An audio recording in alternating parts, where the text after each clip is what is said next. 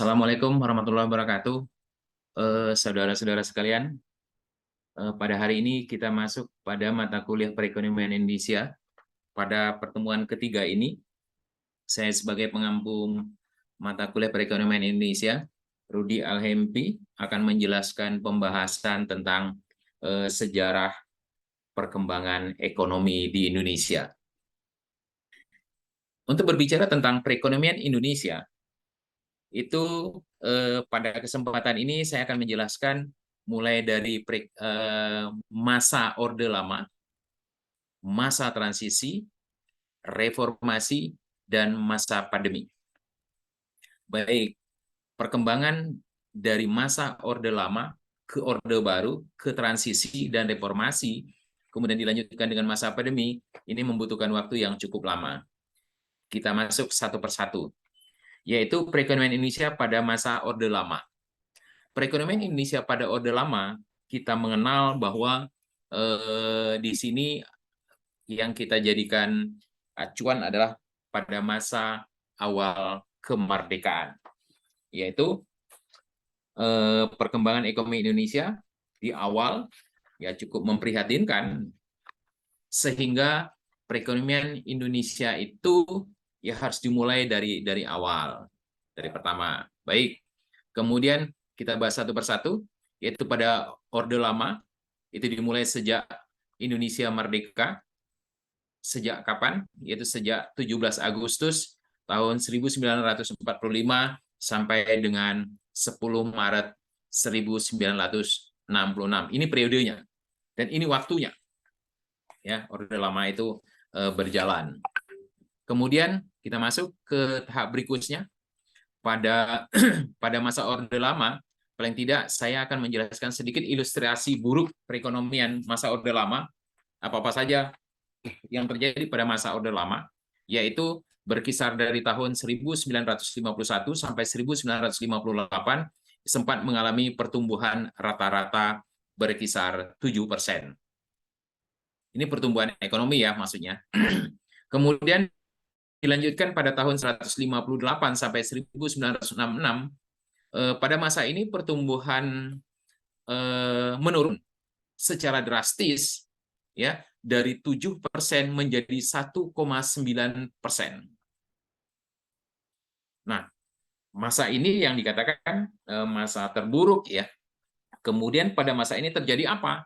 Nah, baik, sebelum kita membahas itu, kita lanjut dengan pada masa 1955 sampai dengan 1965, maksudnya sebelum 66 ini, jumlah pendapatan rata-rata dari 151 juta rupiah. Kemudian jumlah pengeluaran rata-rata menjadi 359 juta rupiah.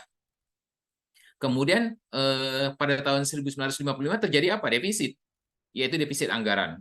Berapa besar? Di sini yang tercatat adalah 14%. Kemudian pada tahun 1965, apa yang terjadi?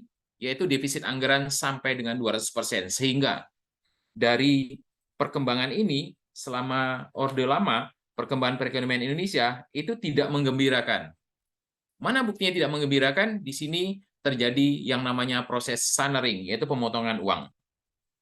Artinya, keadaan ini tidak terlepas dari stabilitas politik yang tidak menguntungkan bagi perekonomian Indonesia. Kenapa? Karena selain daripada itu, pada tahun 1951 terjadi nasionalisasi perusahaan asing. Nah, maksud daripada nasionalisasi perusahaan asing berarti perusahaan asing dianggap perusahaan nasional.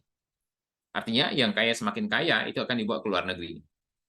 Baik, kita lanjut dengan setelah tahun 1965 lanjut ke tahun 1966, kita masuk kepada periode yang namanya lanjutan dari Orde Lama, yaitu situasi perekonomian pada masa Orde Baru, yaitu peralihan pimpinan.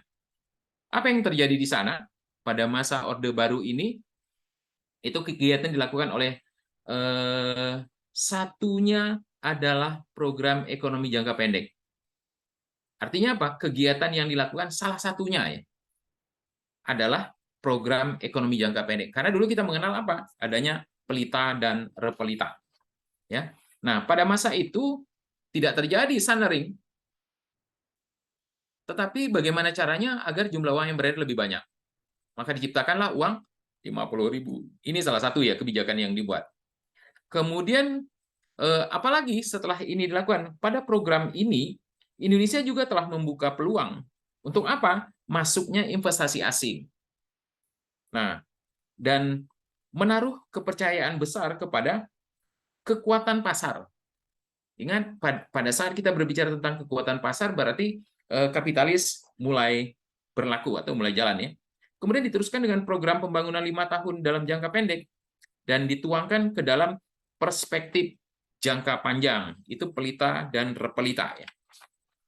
Kemudian hal ini dilakukan setelah berhasil memulihkan stabilitas ekonomi. Ingat, bukan langsung pulih, tapi berhasil memulihkan ya.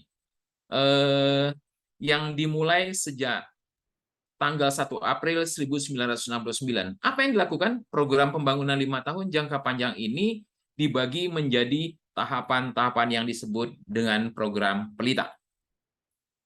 Oke, itu masa Orde Baru. Kemudian kita lanjut dengan perkembangan selanjutnya, yaitu perekonomian pada masa transisi. Apa yang terjadi perekonomian pada masa transisi?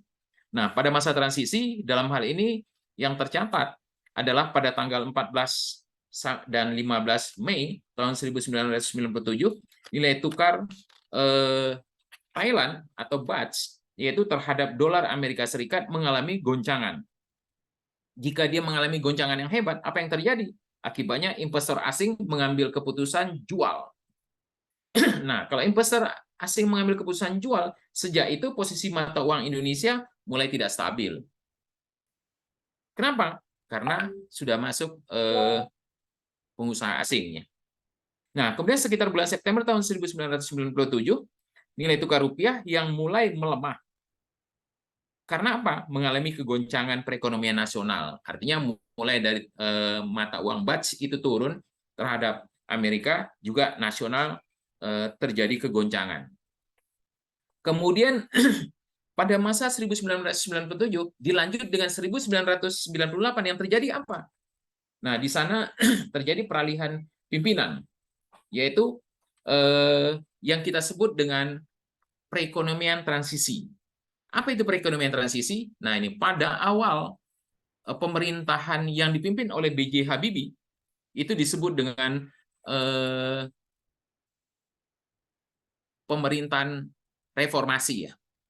Dan ini tidak membutuhkan waktu lama, gitu. Cukup sebentar, hanya reformasi saja. Karena penggantian ini akibat daripada reformasi. Baik, kemudian setelah reformasi dilanjut dengan politik luar negeri Indonesia yang pada masa reformasi, yaitu pada kepemimpinan B.J. Habibie dengan Abdurrahman, penggantian kepada Abdurrahman Wahid atau Gus Dur, itu namun ternyata pemerintahan baru itu tidak jauh berbeda dengan pemerintahan sebelumnya. Kenapa? Nah, dikatakan tidak jauh berbeda dengan pemerintahan sebelumnya, sehingga masyarakat lebih suka menyebutnya dengan masa transisi. Karena apa? Di waktu itu masih terjadi KKN. Ya, semakin menjadi-jadi, artinya lebih besar. KKN bukan hanya korupsi, tapi nepotisme dan lain-lain. Jadi banyak kerusuhan yang terjadi. Kenapa? Karena memang mereka berharap adanya penggantian pimpinan. Nah, bagaimana caranya untuk penggantian pimpinan di masa kerusuhan ini? Bagi Anda yang hidup di tahun 1998 akan merasakan hal seperti itu. Krisis rupiah berarti krisis ekonomi tahun 1998. Ya, dan juga krisis politik di masa krisis yang menimbulkan gerakan mahasiswa untuk mendesak Presiden Soeharto untuk mengundurkan diri dan diganti dengan B.J. Habibie.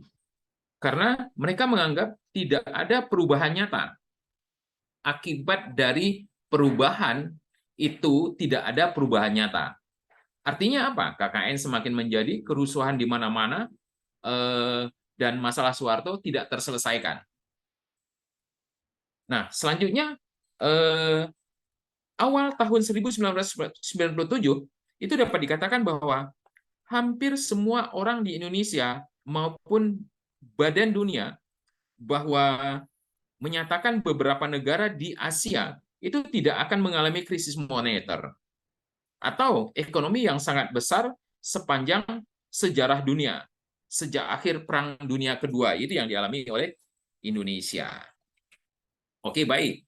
Kemudian setelah resesi seperti ini, harapannya apa? Muncul untuk tahun 1998 itu eh, terjadi reformasi. Pada saat terjadi reformasi, krisis ekonomi juga semakin menjadi. Nah, untuk itu dilanjut dengan eh, perubahan waktu, maka dikala pemerintahan sedang mengoptimalkan perekonomian Indonesia, tapi tidak bisa dipungkiri bahwa pandemi muncul. Pandemi muncul untuk siapa saja, bukan hanya Indonesia, tapi kejadian ini atau musibah ini adalah musibah dunia. Jadi pandemi COVID-19 atau 19 datang dengan segala dampak negatifnya. Ingat, dengan segala dampak negatif. Seperti yang kita tahu sekarang bahwa dampak daripada pandemi itu sangat berpengaruh dalam segala aspek. Pertama kesehatan, perekonomian, dan lain sebagainya. Ya. Kemudian sebagai dampaknya bahwa corona yang terhadap perekonomian Indonesia, apa yang terjadi? Nah, di sini dikatakan bahwa akibat daripada pandemi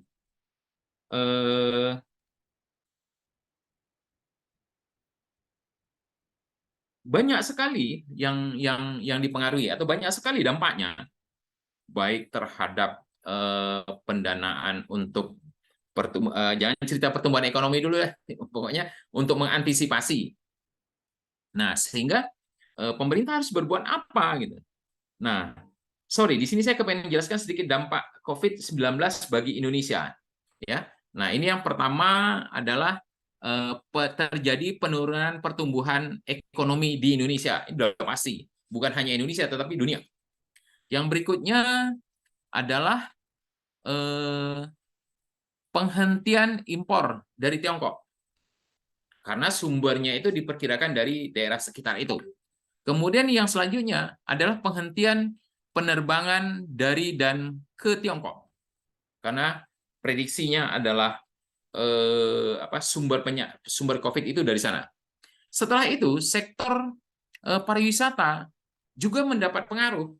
Artinya dengan pesawat tidak terbang, kemudian orang tidak akan ada berkunjung ke objek-objek wisata Indonesia karena objek wisata Indonesia merupakan objek wisata yang lahannya cukup luas dan menjadi masukan bagi perekonomian Indonesia. Selain daripada itu, terjadi kenaikan harga bahan pangan. Ya, karena pada masa COVID itu tidak bisa leluasa. Ya, sudah pasti bahan pangan itu menjadi sasaran bagi pengusaha. Kemudian kita melihat lagi yang terjadi apa? Hal ini menyebabkan dikarenakan salah satu adalah kenaikan harga batu bara. Ini yang sedikit membuat kita menjadi agak lega ya. Karena kita adalah penghasil batu bara. Nah, ini sekilas perekonomian Indonesia ya pada saat pandemi itu. Kemudian dengan adanya pandemi COVID-19, yaitu kondisi perekonomian Indonesia saat ini tidak dapat dipungkiri bahwa berada dalam keadaan yang tidak stabil.